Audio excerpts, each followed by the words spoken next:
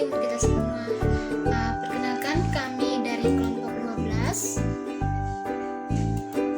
yang beranggotakan saya sendiri, Leonardo Dewa Tamburuk, dengan NPM 52180013, dengan teman saya Yulia Tebano, NPM 52180025, dan yang terakhir Maria Endrina Rignato dengan NPM 52180010. Kami dari kelompok 12 akan mempresentasikan materi kami tentang regioselektivitas. Maka dari itu, silakan menyaksikan.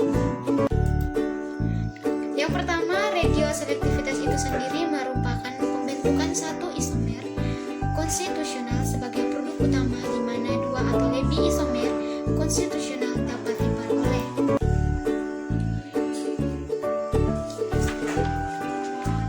Di sini merupakan pengaplikasian alkilasi regioselektivitas, di mana ada dua alkilasi regioselektivitas. Yang pertama itu O alkilasi dan yang kedua itu C alkilasi. Pada bagian O alkilasi ini, contohnya itu seperti fenol.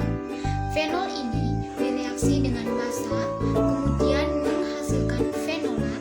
Kemudian fenolat ini direaksikan dengan metil iodida, menghasilkan senyawa metoksibenzena. Kemudian pada bagian C alkilasi ini, contohnya itu seperti enol. Enol ini direaksi dengan basa, kemudian menghasilkan senyawa enolat. Kemudian senyawa enolat ini direaksikan dengan metil iodida, menghasilkan produk akhir.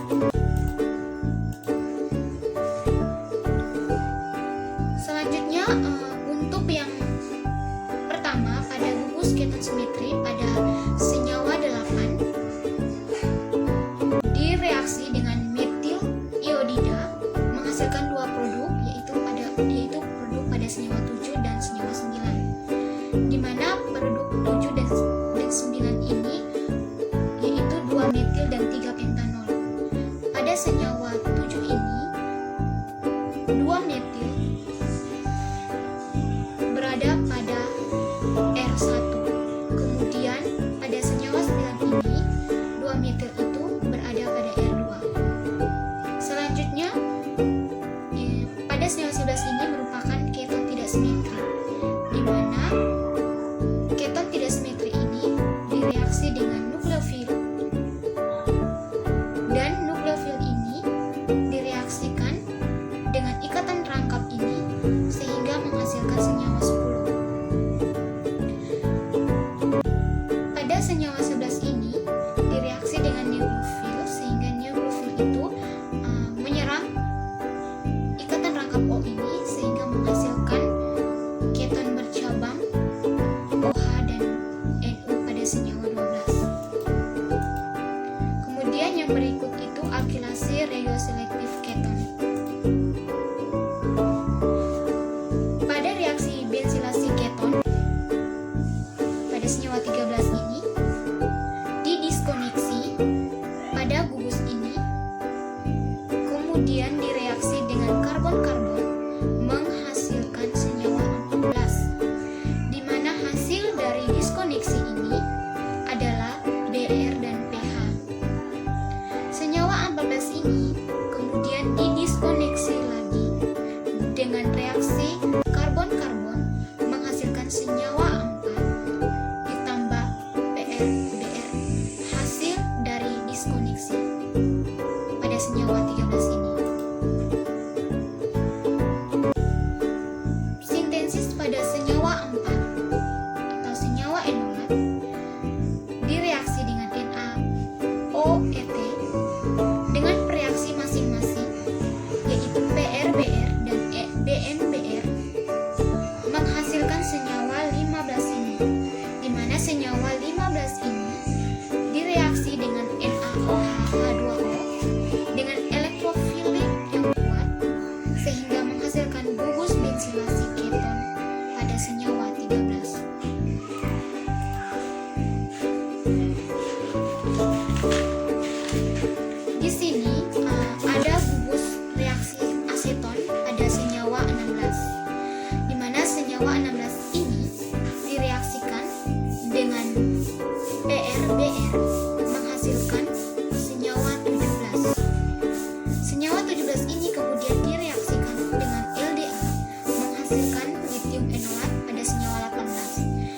pada litium enolat ini dia tidak terisolasi sehingga dikatalis lagi menggunakan BNBR sehingga menghasilkan isomeric keton pada senyawa 19. Pada senyawa 21 dengan 23 memiliki rasio substitusi 87:13 sehingga pada produk 22 ini terkontaminasi pada senyawa 24 atau senyawa keton siklik dikatalis dengan LDA min 40 derajat sehingga menghasilkan senyawa litium enolat atau senyawa 26. Senyawa 26 ini dikatalis dengan BNBR sehingga menghasilkan produk 27.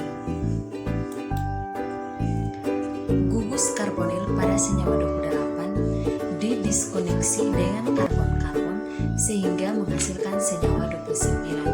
Senyawa 29 ini di FGI sehingga menghasilkan senyawa enolat atau senyawa 30. Senyawa enolat ini dikatalis dengan karbon-karbon sehingga menghasilkan produk melonat atau senyawa 31. Yang berikut regioselektivitas dalam penambahan nukleofilik GNO. Konjugasi Michael keton yang terjadi pada alfa beta jenuh yang memiliki ikatan rangkap pada senyawa keton nomor 11. Senyawa keton atau senyawa nomor 11 ini memiliki dua jenis senyawa yaitu senyawa 1,4 dan senyawa 1,2, di mana pada senyawa 1,4 ini merupakan edisi konjugasi di mana nukleofilik ini menyerang ikatan karbon beta dan menghasilkan senyawa 10. Kemudian senyawa 1,2 merupakan edisi langsung di mana gugus nukleofil ini menyerang ikatan rangkap dan menghasilkan keton bercabang, nukleofil, dan fenol.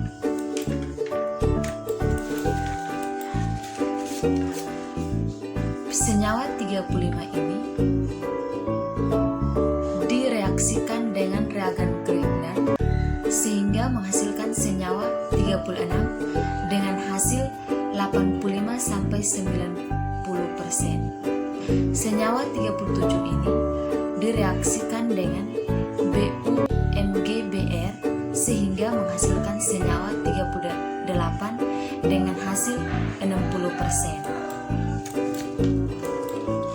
Yang berikut karbon nukleofilik adisi konjugasi. Pada senyawa nomor 11 merupakan senyawa awal di mana senyawa awal ini direaksi dengan reagen Grignard dengan katalis CuBr sehingga menghasilkan senyawa 44. Dan senyawa 11 ini direaksikan dengan ReCuLi akan menghasilkan senyawa 45. Kemudian senyawa 45 ini terjadi penambahan elektrofil sehingga menghasilkan senyawa 46. Senyawa 47 ini dikatalis dengan CuLi sehingga menghasilkan senyawa 48 dan senyawa 49.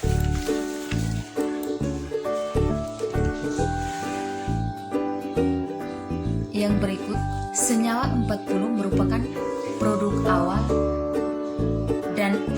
awal atau keton ketika dihidrogenasi dengan katalis PDC akan menghasilkan senyawa 41 atau senyawa enolat.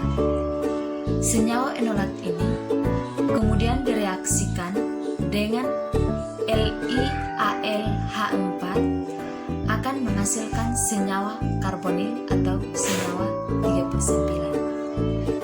Pada senyawa karbonil senyawa 42 di FGI sehingga menghasilkan senyawa enolat 43 dan direaksi dengan LiAlH4 sehingga menghasilkan molekul target dengan hasil 85%. Anodes ini pada senyawa 27 ini direaksikan dengan elektrofilik menghasilkan senyawa antistereokimia. Senyawa antistereokimia ini merupakan senyawa yang berlainan tetapi mempunyai struktur yang sama dan penataan atom-atom yang berbeda. Jika kita ingin membuat senyawa 49, maka kita menambahkan litium dan baga dialil ke anode senyawa 50 dengan satu reaksi samping akan menghasilkan litium enolat senyawa 51 dan protonasi menghasilkan senyawa 45. Dengan demikian, fenol senyawa 52 ini merupakan senyawa yang baik. Ini merupakan cincin cis, di mana cincin cis ini mempunyai cincin beranggota 5 datar dan beranggota 6, dikatalis dengan litium enolat menghasilkan senyawa 54, kemudian diprotonasi menghasilkan molekul target 100% pada senyawa 55. Senyawa 56 dikatalis dengan Me2CuLi asid menghasilkan senyawa 57 98% dan senyawa 58 dikatalis dengan PHCu asid menghasilkan senyawa 59 100%. Sintesis keton pada senyawa 62 tidak stabil menghasilkan 2 titik. Oke, sekian presentasi dari kelompok kami. Terima kasih.